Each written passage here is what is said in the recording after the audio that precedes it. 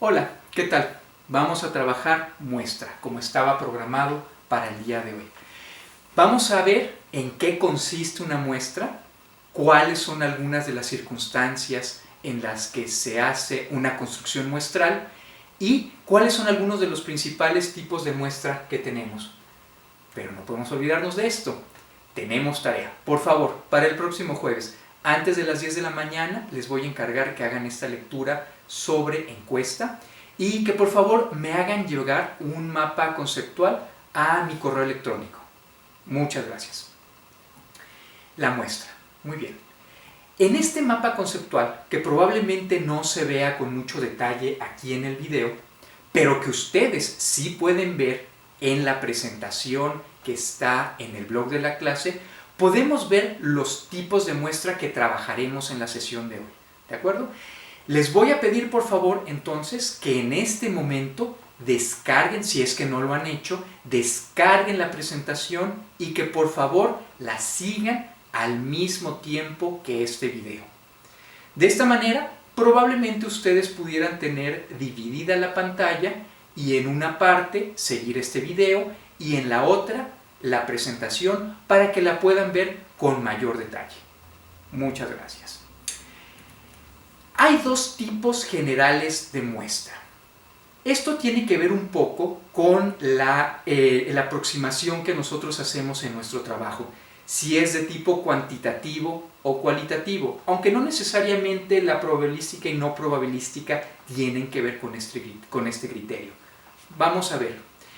Una muestra probabilística la puedo hacer cuando tengo una aproximación cuantitativa, pero no solamente eso. La muestra tiene que ver con la selección de los casos del total de la población con la que yo vaya a trabajar. De esta manera, cuando digamos que vamos a trabajar, como lo harán algunos de ustedes, con la Facultad de Ciencias de la Comunicación, con los estudiantes de la Facultad de Ciencias de la Comunicación. Muy bien, como vamos a ver más adelante, a eso le vamos a llamar nuestra población. La población entonces de la facultad, que debe rondar alrededor de 300 personas, es este total. Muy bien. ¿Cómo los voy a seleccionar y de qué manera voy a hacer yo la generalización de mis conclusiones? ¿De acuerdo? Si vamos a hacer entonces un trabajo en el que solo hable yo de la muestra y no del total de la población, puedo seguir entonces una selección de muestra no probabilística. Sin embargo, si hacemos una selección para el total, donde yo pueda hacer una generalización sobre el total de mi población, entonces es donde aplicamos una técnica de selección probabilística. Lo más importante y que recalcaré más adelante es esto. En una muestra probabilística, todos los sujetos tienen la misma probabilidad de ser elegidos al principio. Y lo más importante, al final, cuando yo haga el análisis de mis datos, voy a poder hacer una generalización de esos datos sobre el total de mi población solamente si mi muestra es de tipo probabilístico. Si mi enfoque es cualitativo o cuantitativo, ese es otro asunto. Eso más bien tiene que ver con el tipo de herramientas que estamos empleando. Por favor, cualquier duda que haya, pongan pausa, anótenla y lo discutiremos en el grupo de Facebook. Muchas gracias. En esta pantalla lo que podemos ver son algunos tipos de muestras que serán probabilísticas o no probabilísticas dependiendo del caso. Y lo vamos a ver más adelante, ahorita solamente es para que las vayan viendo. Muy bien. ¿Qué es entonces este sentido? Muy bien, voy a recalcar lo que dije hace un momento. En una muestra probabilística lo que buscamos es poder hacer una generalización de lo que yo obtuve en mi muestra sobre el total de mis datos. Si mi muestra no es probabilística, no lo puedo hacer. Y esto tiene que ver con algo que habíamos discutido al principio del semestre a partir de una lectura de Mario Bunge. Mario Bunge nos decía que el conocimiento científico pretende ser generalizable. Muy bien. Esta pretensión de generalización solamente la podemos alcanzar si tenemos una muestra probabilística. ¿En qué técnicas podemos usar entonces la muestra probabilística? Básicamente en estas dos, que son, como lo pueden ver, de tipo cuantitativo. La primera en la encuesta y la segunda en el análisis de contenido. En la encuesta trabajamos sobre personas, como ya lo hemos mencionado en la clase, y en el análisis de contenido trabajamos sobre unidades de contenido como pueden ser videos, pueden ser episodios, series, etc. Esto lo vamos a determinar más adelante. El asunto es que hay un procedimiento establecido y dentro de este procedimiento establecido tenemos que ser sumamente rigurosos. Este rigor es lo que nos va a dar la posibilidad de hacer estas generalizaciones. Muy bien. Entonces, es un procedimiento de muestreo que tiene que seguirse de manera adecuada, tanto en la construcción del instrumento como en la muestra, la construcción de la muestra y luego en la estrategia de aplicación. Pasemos ahora a este otro concepto que tiene que ver con la población. Como lo dije hace un rato, al total de aquella población que vamos a considerar, que en este caso pueden ser personas, por ejemplo, en el caso de la facultad, los estudiantes de la Facultad de Ciencias de la Comunicación, lo que hacemos es representarlo con la letra N mayúscula. La N mayúscula entonces es toda mi población.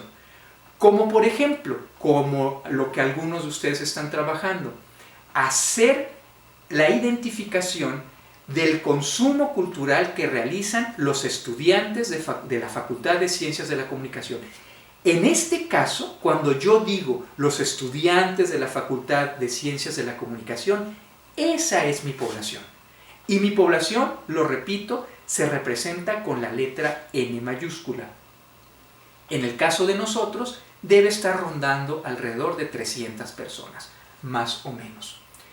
Si esa es toda mi población, entonces, cuando nosotros seleccionamos a algunas de ellas, algunas de estas personas, para aplicarles, por ejemplo, una encuesta, un cuestionario, entonces estamos diciendo que hemos construido una muestra. Y la muestra se representa con la letra N minúscula. ¿De acuerdo? Entonces, N mayúscula es el total de mi población, N minúscula es la muestra. Hagamos entonces en este momento esta reflexión. ¿Cuáles son las poblaciones de sus propios proyectos? Ya mencioné una, pero no son todos los casos. Hagamos una pausa entonces para que tú en este momento escribas cuál crees que es la población o el universo sobre el cual harás tu trabajo de investigación. Hagamos pausa. Una vez que hemos hecho este pequeño ejercicio de escribir en mi libreta cuál creo que es la población sobre la cual yo voy a trabajar, vamos a ver algunos ejemplos. La audiencia televisiva, por ejemplo, el total de personas que sintonizan el canal 11 en la mañana. O el total de personas que han visto una película, por ejemplo, la última de Avengers. Todas esas personas constituyen entonces el total, el universo de la población que nosotros vamos a estudiar. Las personas que constituyen los radioescuchas de una estación, usuarios de YouTube, o en el caso de lo que trabajarán algunos de ustedes, el total de estudiantes de la Facultad de Ciencias de la Comunicación que ven videos a través de Netflix. ¿Okay? En este momento es entonces importante recalcar esto. No se construye de manera arbitraria la población. Esta es una definición que hacemos desde nuestro propio problema de investigación. En el momento en el que ustedes han dicho, voy a estudiar cómo son los consumos culturales en los estudiantes de la Facultad de Ciencias de la Comunicación, en ese momento hemos establecido nuestra población. ¿Cómo determinarlo? Como en otras cosas, a partir de la revisión del estado del arte. Esa puede ser una buena pista. Otro criterio puede ser, ¿qué es lo que soy capaz de alcanzar? A partir del tiempo que yo tenga, a partir de mis propios recursos, ¿cuántas personas puedo yo alcanzar? Y entonces hago una delimitación. Y en esta delimitación, en mi planteamiento, yo establezco cuál será entonces la población en la que quiero hacer este análisis. Cuando estamos trabajando con unidades, por ejemplo, audiovisuales y no con personas, entonces decimos que ese es nuestro universo de análisis. Por ejemplo, si alguien quisiera trabajar la manera en la que se representa el capitalismo en la serie de Los Simpson, todos los capítulos de Los Simpson pueden constituir entonces este universo de análisis. O, en otro caso, digamos que alguien estuviera trabajando la representación de los migrantes en la prensa de Saltillo. Bueno, el total de los periódicos que hayan sido publicados en un periodo determinado, ese es entonces nuestro universo de análisis. Existe otra posibilidad donde no tengo que hacer una construcción de una muestra y que se los quiero comentar para que tengan entonces la posibilidad de establecer una decisión, de tomar una decisión. En los censos. Este año, en 2020, INEGI está llevando el censo de población y vivienda y la idea es alcanzar todos los hogares mexicanos. La unidad entonces de registro de INEGI es esta, los hogares, y se pretende alcanzar a toda la población a partir de esta unidad de registro. De esta manera, todos los mexicanos estamos siendo considerados para este censo. Un censo entonces es aquel estudio que hago sobre el total de la población, donde yo no tengo que construir entonces una muestra. ¿De acuerdo? Entonces, lo repito, INEGI en este año de 2020 está llevando a cabo un censo. No hago entonces una inferencia sobre el total de la población, sino que los resultados que yo obtengo, el análisis de estos resultados, directamente son aplicables a esta población que he analizado. Eso no quiere decir que no pueda haber algún sesgo. En caso, por ejemplo, del censo de INEGI, si no hay una correcta supervisión, un encuestador puede tomar la decisión de no llegar a una casa, por ejemplo, porque había un perro muy bravo o cualquier otra razón. El caso es que ese ya es un sesgo. Insisto, los censos, no están exentos de sesgos, pero, como ya lo he dicho anteriormente, una vez que hemos tenido nuestros resultados, estos resultados directamente me reflejan el comportamiento del total de la población que yo esté estudiando. ¿Cuándo aplico un censo? El primer caso es cuando tenemos una población suficientemente reducida. Supongamos que yo quisiera hacer en ustedes, en los estudiantes de mi grupo de investigación, un estudio sobre cuál es el consumo que hacen, por ejemplo, de TikTok. ¿Cuántos son usuarios de TikTok? Y de aquellos que son usuarios de TikTok, ¿de qué manera usan TikTok? Si generan o no generan videos o si solamente lo están siguiendo. Muy bien. En ese caso yo puedo diseñar un instrumento y aplicarlo en el salón. No somos muchos, somos alrededor de 25. Dado que tengo la posibilidad de trabajar con una población suficientemente pequeña, lo puedo hacer. La otra posibilidad es que yo tenga, como en el caso de INEGI, los recursos necesarios para poder hacer este estudio. ¿De acuerdo? Entonces, estos son los dos principales criterios que aplico cuando tomo la decisión de si puedo o no hacer un censo.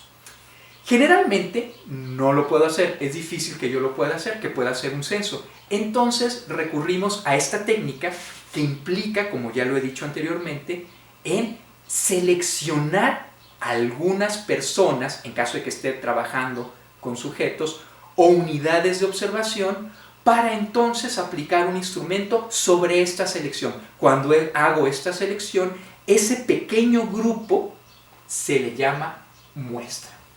Lo que vamos a ver entonces a continuación es cómo se escoge una muestra. Y hagamos nuevamente una pausa. Les pido por favor que en este momento pongamos pausa en su reproductor y que si hay alguna duda, por favor, lo compartan con el grupo. Les recuerdo, tenemos el grupo de Facebook de la clase. Vamos a tener ahí la interacción a partir de esas dudas. Tomemos un momento entonces para escribir estas dudas. Muchas gracias. Muy bien, continuemos entonces con las muestras después de esta pausa en la que ustedes pueden haber hecho este registro de dudas. Muy bien. Como se los he mencionado anteriormente, hacemos una muestra cuando no tenemos la posibilidad de alcanzar a observar a toda la población. Entonces construimos una porción, seleccionamos una porción que la represente, y esto es muy importante. Esta representatividad tiene que ver con las variables más importantes que hayamos determinado en nuestro estado del arte para el estudio que queramos hacer. Por ejemplo, es frecuente que los datos sociodemográficos como edad, sexo, sean empleados en esta representatividad de mi población. Por ejemplo, si en la facultad identificamos cuál es la proporción de hombres y de mujeres, y yo no pudiera hacer el estudio sobre el total de estudiantes de la facultad, entonces, al momento de yo seleccionar una muestra, tengo que asegurarme que tenga la misma proporción a partir de esta variable, que en este caso es el sexo.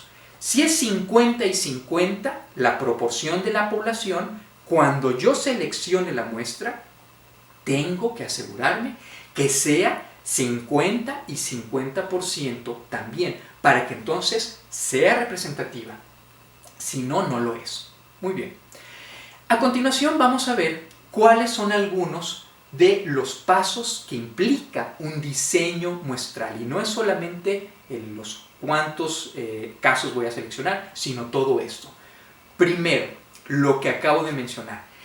¿Qué variables son las más importantes para tomar en cuenta en términos de esta representatividad? En el caso de la facultad, hay algunas variables que me permiten hacer una descripción del comportamiento natural de esta población. El sexo, por supuesto, es una de estas variables. Entonces tenemos una distribución de hombres y mujeres. Pero no es lo único. En el caso de la facultad, el plan de estudios que estén cursando es otra variable a considerar también. ¿Quiénes son del plan 852 y quiénes son del plan 853? Y si pensamos en una tercera variable que también pudiera ser relevante en la determinación de esta representatividad, pudiera ser, sí, el semestre, efectivamente.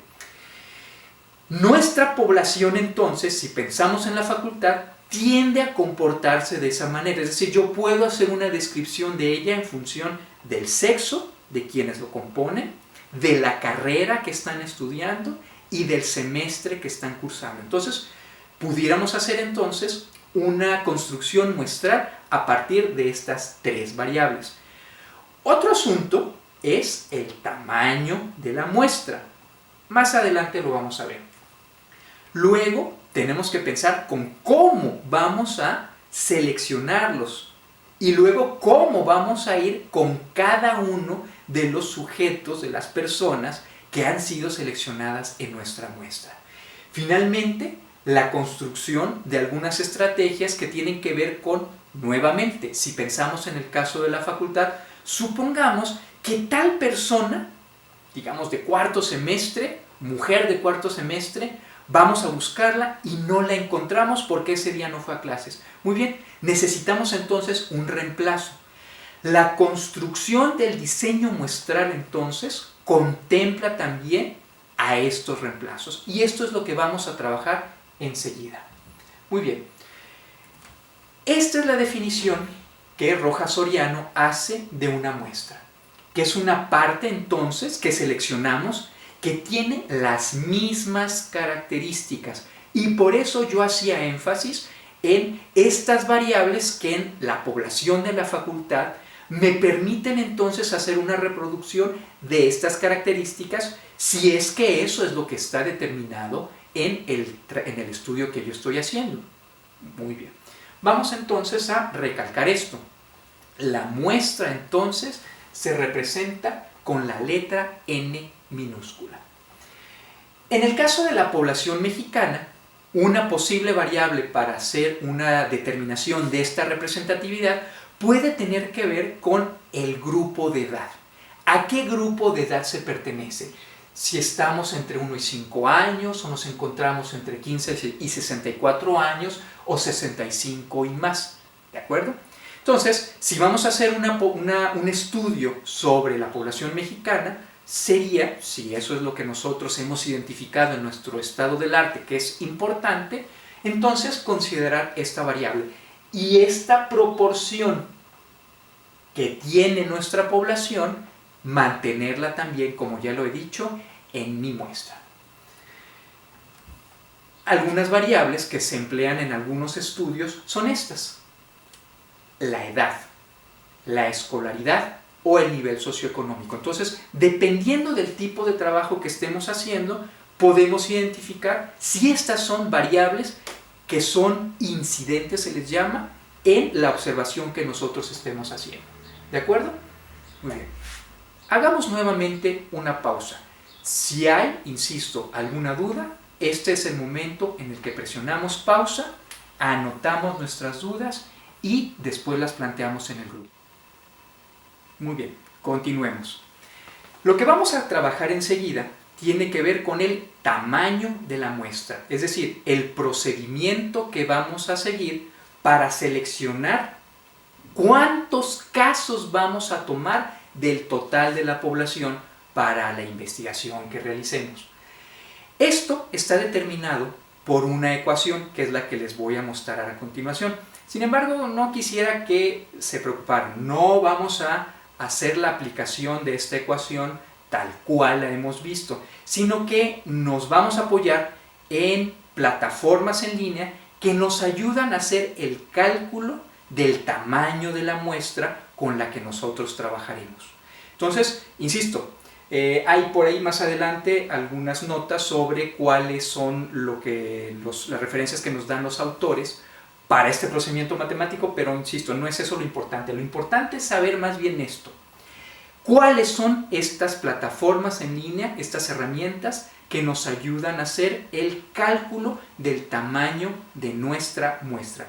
Y la primera que veremos es Rausoft. Rausoft nos da este calculador, esta herramienta, a partir de 4 parámetros. Pero en realidad son 3 los que nos van a interesar, porque el cuarto no lo movemos, siempre lo dejamos como está en 50%. El primero es cuál es el margen de error que vamos a manejar. Y la sugerencia que se nos da en los libros de investigación es que este margen de error no supere al 5%. El siguiente parámetro es el nivel de confianza. Y el nivel de confianza lo solemos establecer a partir de estas recomendaciones que nos dan los libros de metodología en el 95%. La idea es que no baje del 95%. Y el tercer parámetro con el que vamos a trabajar es este, el tamaño de mi población. Nuevamente, hemos estado mencionando que muchos de ustedes probablemente hagan una aplicación de una encuesta en la población de estudiantes de la Facultad de Ciencias de la Comunicación. Muy bien, ese tamaño de la población estará dado por el total de estudiantes que haya inscritos en todas las carreras, en todos los semestres, en el momento de la observación, que probablemente esté en alrededor de 300 estudiantes. Entonces, ese sería el dato que nosotros pondríamos acá. Y una vez que hayamos introducido los datos, la herramienta automáticamente nos dice cuál es el tamaño de la muestra con el cual trabajaremos. Hay otras herramientas similares que hacen cálculos basados en esta misma ecuación que vimos anteriormente, que también nos piden parámetros muy semejantes. Muy bien, como les decía hace rato, Rojas Soriano plantea a estas fuentes para hacer la determinación matemática de cómo es que llegamos a este tamaño de la muestra. Pero insisto, no es algo en lo que nos vayamos a detener, y en la siguiente diapositiva es simplemente otra referencia que nos habla de cómo se hace este tamaño de la muestra, el cálculo del tamaño de la muestra. Pero insisto, nosotros nos vamos a apoyar en estas técnicas, en estas herramientas, que están disponibles en línea. Lo siguiente que hay que tener claro y que quisiera yo enfatizar es esto. Para que tengamos una muestra realmente probabilística, no basta con el procedimiento del cálculo del tamaño. Tenemos que asegurarnos que todos los sujetos u unidades de observación, en caso que estemos trabajando con programas de televisión, por ejemplo, sean seleccionados de manera aleatoria, es decir, al azar. Es esto lo que nos da realmente el carácter de una muestra probabilística, que todos los miembros de la población al principio hayan tenido la misma probabilidad de ser seleccionados. La representatividad tiene que ver con las variables que ya hemos mencionado, que nuestra muestra reproduzca en su proporción esas variables que hayamos determinado que son relevantes a partir de nuestro objetivo. Solo de esa manera podemos nosotros hacer nuestra generalización de los datos. Muy bien, nuevamente te pido que en este momento hagamos una pausa en tu reproductor y si hay alguna duda, por favor lo anotes y lo pongas en el grupo de Facebook. Muy bien, gracias por tus dudas. Son muy importantes para que todos vayamos avanzando. Ahora lo que vamos a trabajar es cómo se establece este procedimiento de muestreo. El muestreo entonces, como habíamos mencionado anteriormente, puede ser de varias formas. La primera es el muestreo probabilístico. Y aquí tiene que ver con cómo vamos a seleccionar, no solamente cuántos, sino cuáles son los casos que vamos a seleccionar. ¿De acuerdo? Entonces, el muestreo probabilístico, como lo había yo mencionado hace un momento, es aquel en el que todos los elementos de nuestra población tienen la misma probabilidad de ser elegidos en la muestra. Es esto lo que nos garantiza entonces la posibilidad de luego hacer una extrapolación de nuestros resultados al total de la población. Muy bien, y hay básicamente tres técnicas para realizar esta construcción. La primera, el muestreo aleatorio simple, que vamos a discutir enseguida, luego el estratificado y finalmente por racimos. Las tres las vamos a discutir. Primero, el muestreo aleatorio simple. Para poder realizar un muestreo aleatorio simple es indispensable que contemos con un listado de la población con la que vamos a trabajar o el universo de análisis en su caso. Por ejemplo, si vamos a hacer una muestra probabilística de los estudiantes de la Facultad de Ciencias de la Comunicación, necesitamos ese listado. Tendríamos que acudir a la Secretaría Académica para que nos digan cuántas personas, y no solamente cuántas, sino quiénes están inscritos en la facultad en ese momento, de todas las carreras, de todos los semestres. Si no contamos con este listado, esto es muy importante, no podemos hacer un muestreo aleatorio simple. Necesitamos este listado. Muy bien. Cada una de las personas que integran esta lista reciben un número, es un número secuencial. Y esto nos permite después hacer una selección de ellos a partir de una generación de números aleatorios. Muy bien. En el caso de la facultad, entonces, sería más o menos algo así. Tenemos un listado con todos los nombres de todas las personas inscritas, todos los estudiantes inscritos en la facultad, numerados del 1 al 300, en el caso de que esa sea la cantidad. Lo que hacemos enseguida, una vez que ya los tenemos todos numerados, es empezar a generar números aleatorios. Estos números aleatorios nos permiten entonces escoger a quiénes de esta lista vamos a tomar para nuestro estudio. ¿Hasta cuántos? Muy bien, y es aquí donde aplicamos el dato anterior, que es el tamaño de la muestra. Supongamos que para una población del tamaño de 300 de la facultad hayamos seleccionado a un tamaño de muestra que la calculadora nos haya dicho que son 80. Muy bien. Si pensamos que hay una proporción de 50% de hombres y 50% de mujeres, para completar estos 80, pues necesitaríamos 40 hombres y 40 mujeres. ¿Cómo escogemos a 40 hombres y 40 mujeres? Muy bien, pues nos vamos a esta página que es random.org y empezamos a generar números aleatorios entre el 1 y el 300 hasta completar nuestros 40 hombres y nuestras 40 mujeres. Es muy importante recalcar que esta página es de las pocas herramientas en línea que genera auténticos números aleatorios.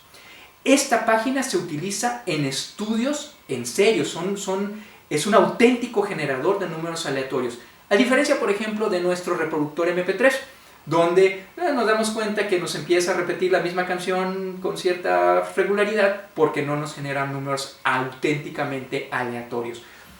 Si ustedes entran a la página de random.org, ahí viene una explicación muy técnica y muy detallada, en la que no me detendré en este momento, sobre cuál es el algoritmo que siguen para la generación de estos números aleatorios de nuestra muestra. Ese es el primer asunto. El segundo tiene que ver con qué pasa si en un momento determinado voy a buscar a una persona, digamos que sea una chica de cuarto semestre, y no fue a la escuela. Bueno, para esto necesitamos generar entre un 10 y un 80% adicional de reemplazos. Entonces, ¿hasta dónde vamos? Para seleccionar a la muestra hay dos momentos. Uno es la muestra tal cual me la indicaba mi calculadora y luego un sobremuestreo para reemplazos. Este sobremuestreo, ¿cuántos más? Esto no tiene realmente una regla. En el caso de la facultad, dado que hay una obligación de ir, probablemente entre un 10% más o un 20% más, con eso sea suficiente para que alcancemos a cubrir las eventualidades en términos de alguien que no hayamos encontrado. Pero esto depende del tipo de estudio que estemos haciendo. Muy bien. El muestreo aleatorio simple, entonces, nos ayuda a encontrar estas personas que nosotros vamos a identificar. Y la técnica que nosotros apliquemos nos va a determinar cuál es el tamaño de los reemplazos. Miren, por ejemplo, sabemos a partir de este estudio que cuando se hace una aplicación de una encuesta personal, con papel pues, tenemos una tasa típica de respuesta de alrededor del 73%. Lo cual entonces nos llevaría a determinar, si queremos llegar al 100%, en hacer un tamaño de muestra de reemplazos de un 30% adicional. Muy bien.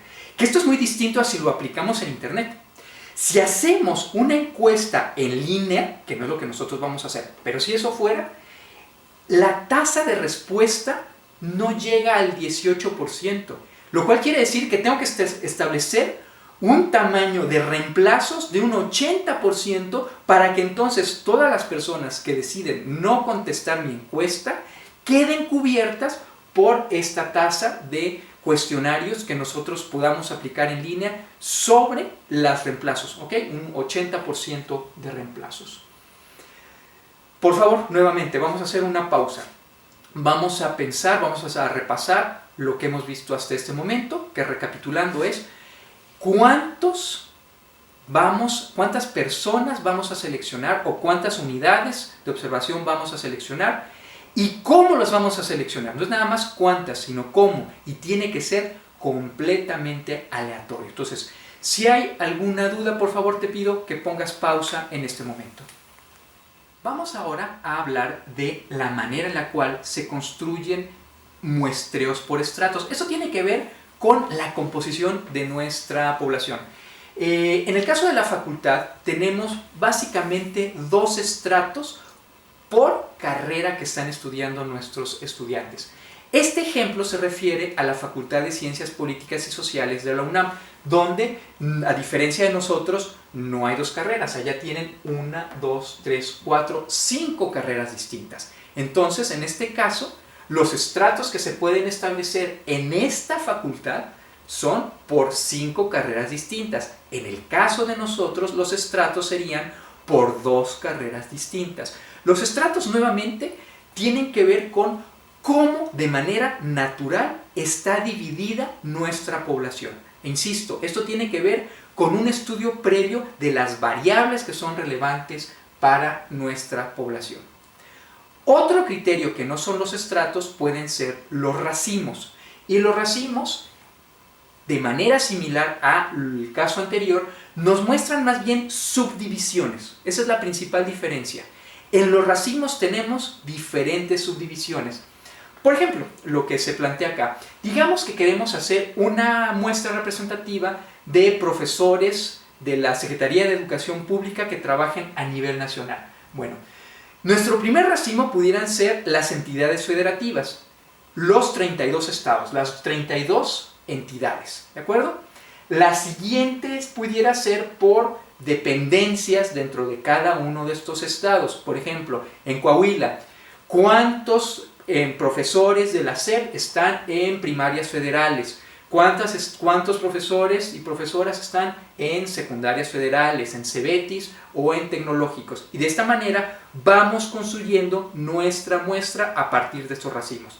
E insisto, esto tiene que ver con distintas subdivisiones. El asunto está en que, como lo veremos y como lo aplicaremos en nuestra muestra, en nuestra facultad, tenemos que respetar las proporciones de cada una de las divisiones.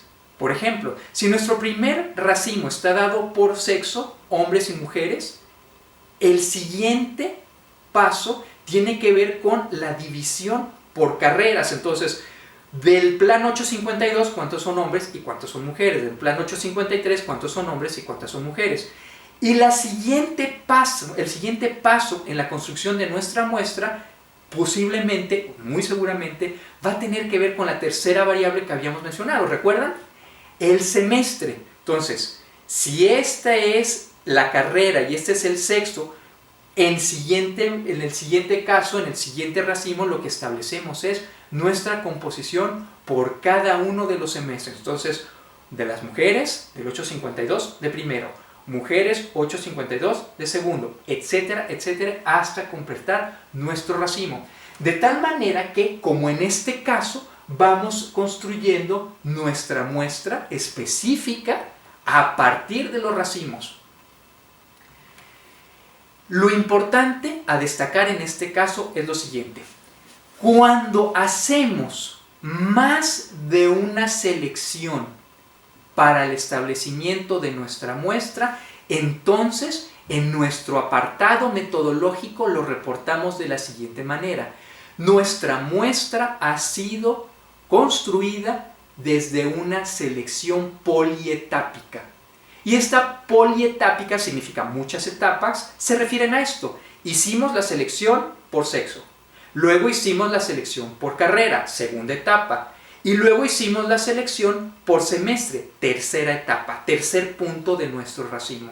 Entonces, en la construcción de una muestra representativa de la facultad, estaremos siguiendo una estrategia polietápica en la que mi primera variable es el sexo, la segunda variable es la carrera y la tercera variable es entonces el semestre.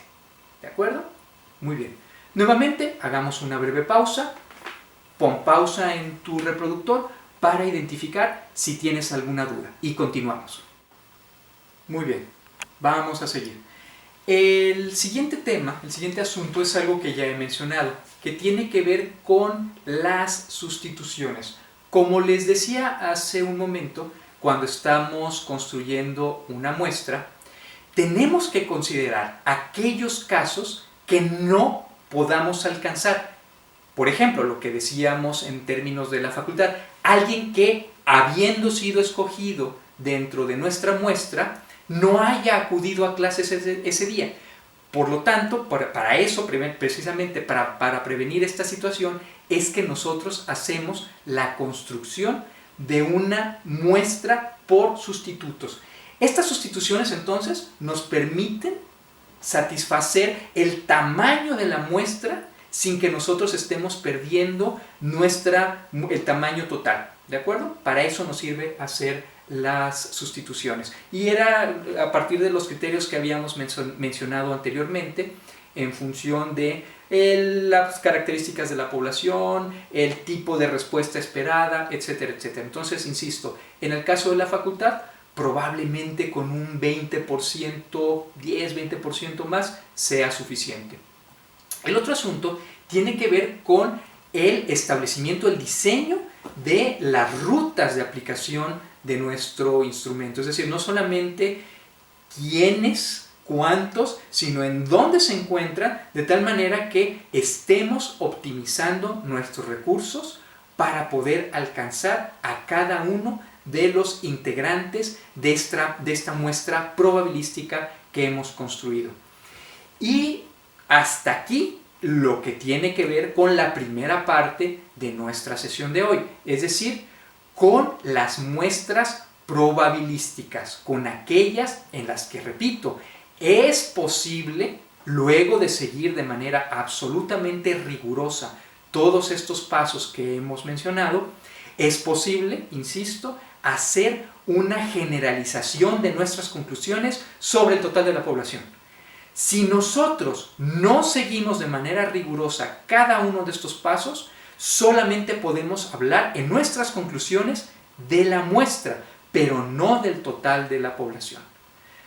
Insisto, vamos a pensar nuevamente si hay alguna duda en este momento, hacemos una pausa y continuamos con la segunda parte que tiene que ver con las técnicas no probabilísticas que podemos emplear para construir nuestra muestra. Continuamos entonces. A diferencia de lo que habíamos visto en el caso anterior, en el que buscábamos hacer una generalización de nuestros resultados sobre el total de la población, en el muestreo no probabilístico no podemos hacer esto. Veamos. En el caso anterior, lo que habíamos discutido hasta este momento nos permitía entonces que nuestros resultados fueran inferencias, pudiéramos hacer inferencias hacia el total de la población. En nuestras conclusiones entonces podíamos hablar, por ejemplo, si estábamos estudiando a los estudiantes de la Facultad de Ciencias de la Comunicación, nuestros resultados pueden ser entonces proyectados a todos los estudiantes de la facultad si seguimos una muestra probabilística. En caso contrario, si es una muestra no probabilística, entonces nuestras inferencias y nuestras conclusiones solo pueden hablar de la muestra, no del total de la población. Y eso es algo en lo que tenemos que ser sumamente cuidadosos al momento de la redacción de nuestras conclusiones. Muy bien. En términos de nuestra muestra no probabilística, lo importante aquí es tener muy claro cuáles fueron los criterios que nos han permitido entonces seleccionar los casos. Si no es probabilístico, entonces como sea tenemos que reportar en nuestro apartado metodológico cómo es que lo seguimos. Y una de las primeras técnicas que veremos es el muestreo sistemático. En el muestreo sistemático nosotros lo aplicamos cuando tenemos una idea del tamaño total de la población. Por ejemplo, sabemos cuántos habitantes hay en Saltillo, pero lo que no tenemos es un listado de esos habitantes. Por lo tanto, no podemos hacer un muestreo aleatorio simple.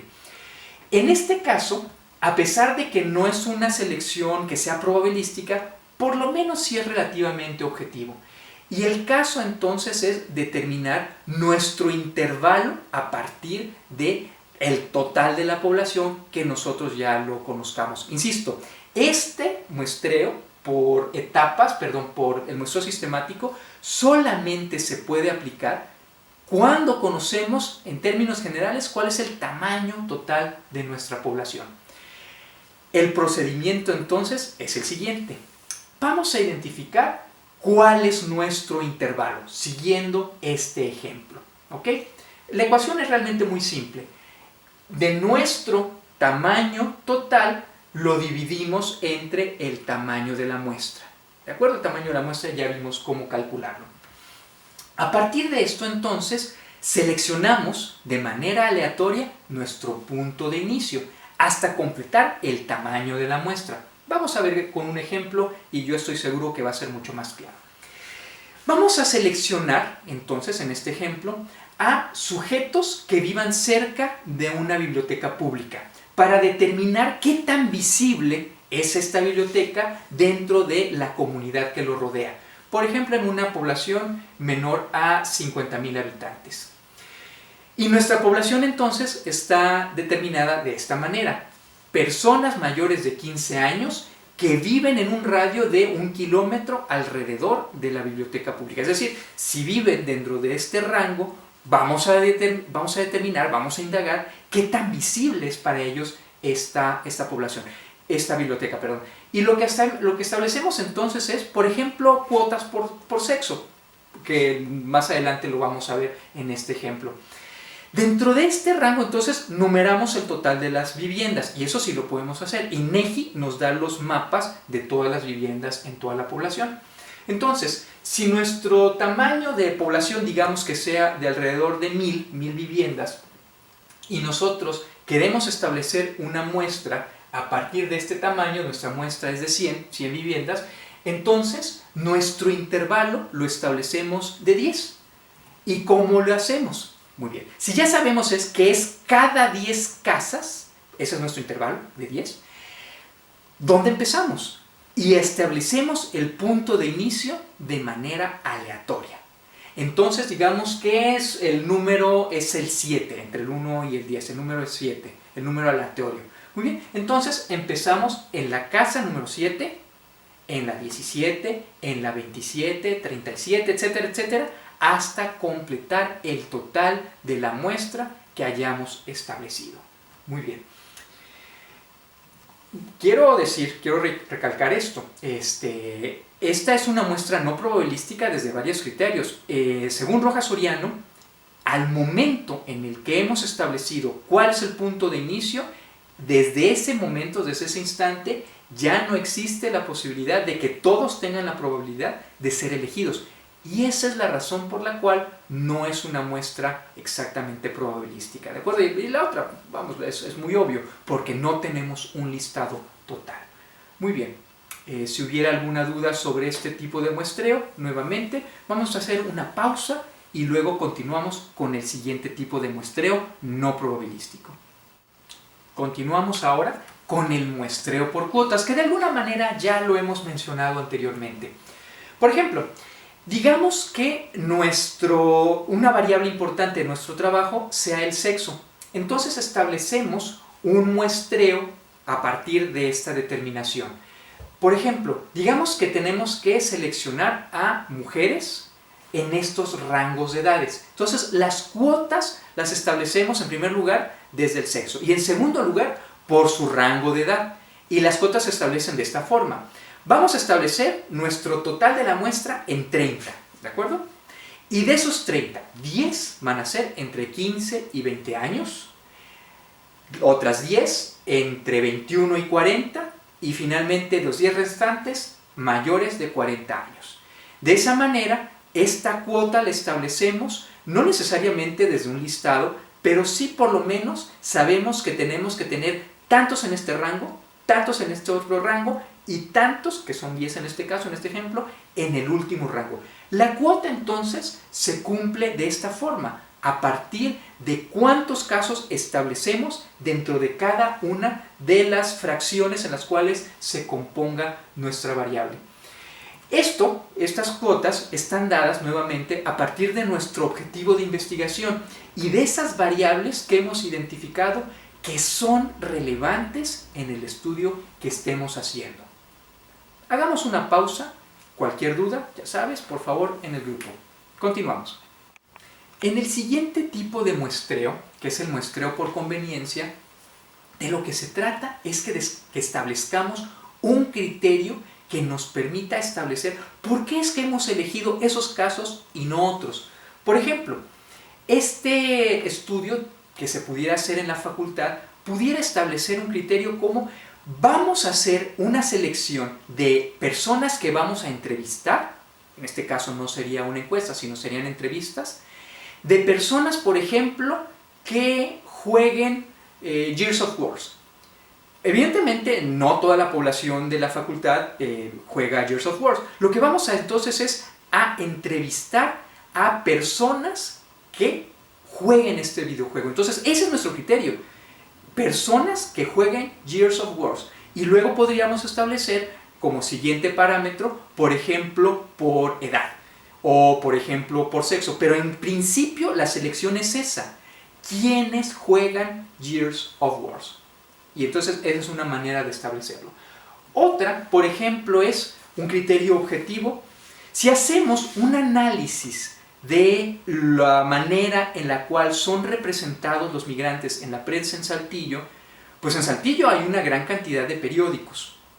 Sin embargo, tiene sentido establecer la observación sobre aquellos que tienen mayor circulación. Entonces, ese es nuestro criterio, precisamente. ¿Cuáles son los periódicos que tienen mayor circulación en Saltillo?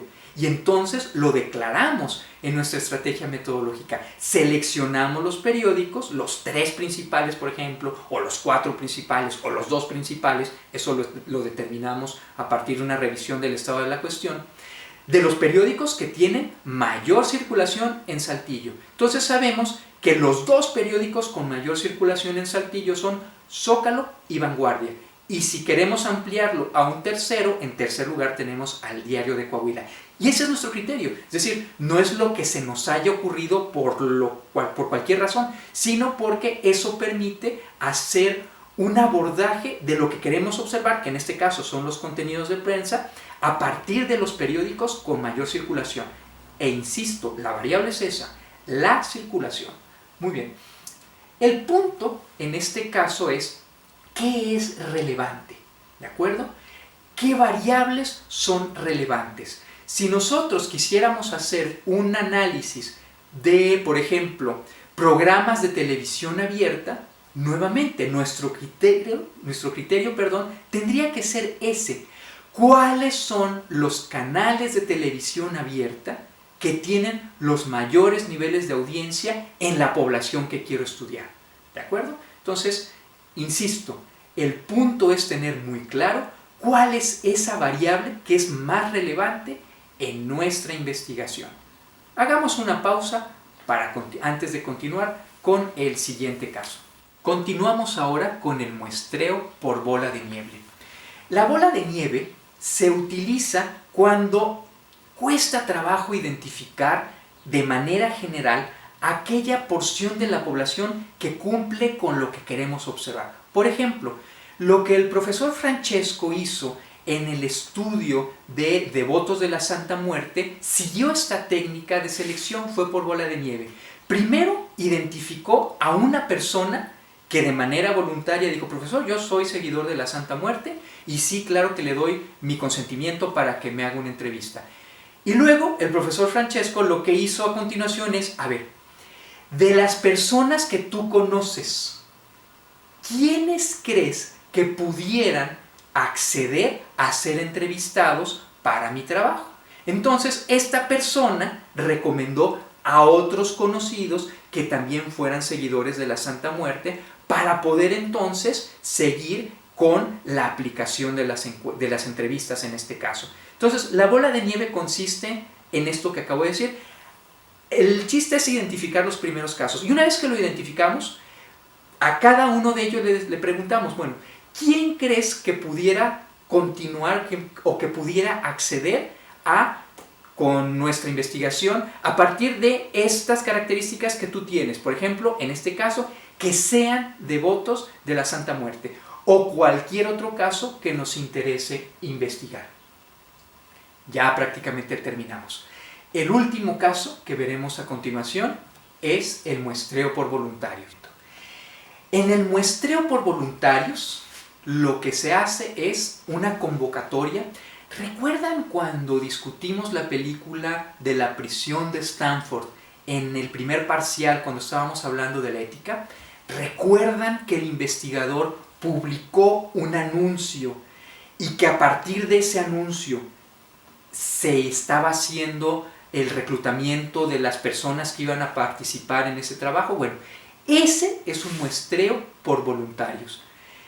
Aquí de lo que se trata es de identificar a personas que de manera absolutamente voluntaria accedan a participar en nuestro trabajo. Insisto, a partir de una convocatoria que se hace en algún medio que esté a disposición o que circule de manera general en esa población sobre la que nosotros vayamos a hacer nuestra observación. Esto tiene un conjunto de ventajas y desventajas. La primera es que las personas participantes, a partir del tema general que nosotros hayamos convocado, pueden tener un interés y por lo tanto estar altamente motivados para continuar con esta investigación, para participar en la investigación. Y esto mismo también nos puede llevar a algún sesgo metodológico, es decir, si hay demasiado interés, entonces esto pudiera sesgar de alguna manera los resultados. Hay un fenómeno que voy a utilizar para ejemplificar esta técnica. Hay un fenómeno que se conoce como parálisis de sueño, que en términos populares es que se le sube el muerto. Muy bien, hay todo un estudio hecho de manera muy rigurosa, muy seria sobre este fenómeno, en el cual la Universidad de Waterloo en Canadá publicó en línea una convocatoria para todas aquellas personas que hubieran experimentado esta sensación y que quisieran colaborar en la identificación de la investigación, en términos generales, de cuáles son estas circunstancias en las que ocurre, la edad a la que ocurre, etc. Entonces, esto ha sido publicado en un instrumento que, al menos la última vez que lo chequé, estaba en esta dirección y que permitía entonces a estos voluntarios, personas que han tenido esta sensación, participar diciendo, por ejemplo, en qué momento del sueño ocurrió, a qué hora de la noche, la posición, etcétera, etcétera. Entonces se encontró que es más frecuente que esto ocurra estando boca arriba a que si uno duerme de lado o boca abajo. En términos generales, más o menos ese es el asunto. Insisto, el asunto central, el caso central, es que se trata de voluntarios que de manera totalmente libre deciden participar en nuestro trabajo. Muy bien, haremos un recuento final ahora de lo que hemos visto. Para la construcción, sobre todo, de una muestra probabilística y representativa, lo principal es que contemos con un listado, que hagamos una depuración de este listado en función de la población con la que vayamos a trabajar. Luego, hacemos el cálculo del tamaño de la muestra. Finalmente, determinamos cuáles son estos grupos representativos a partir de estas variables que hemos hablado, que pueden ser, por ejemplo, en el caso de la facultad, el sexo, la carrera o el semestre en el que se encuentran, y finalmente hacemos una realización de una elección de reemplazos que nos permitan entonces alcanzar un tamaño de muestra, aún en el caso de aquellas personas que no alcancemos. Eso en términos de la muestra probabilística. Y en el término de la muestra no probabilística, de lo que se trata es de que tengamos claridad y un criterio que nosotros tenemos que reportar en nuestro apartado metodológico. Es decir, hemos seleccionado a nuestros participantes de esta manera. O fue por voluntarios, o fue por bola de nieve, o por cuotas, de tal manera que no es posible entonces hacer una generalización, sino que nuestros resultados, insisto, solamente tienen que hablarnos de nuestra muestra, no del total de la población. Con esto cerramos entonces la sesión de hoy. Agradezco mucho su atención y nuevamente quiero invitarlos a que por favor manden todas las preguntas que tengan a nuestra página de Facebook y ahí por favor sigamos la clase de tal manera que todos vayamos parejos y que nadie se quede con duda. Muchísimas gracias.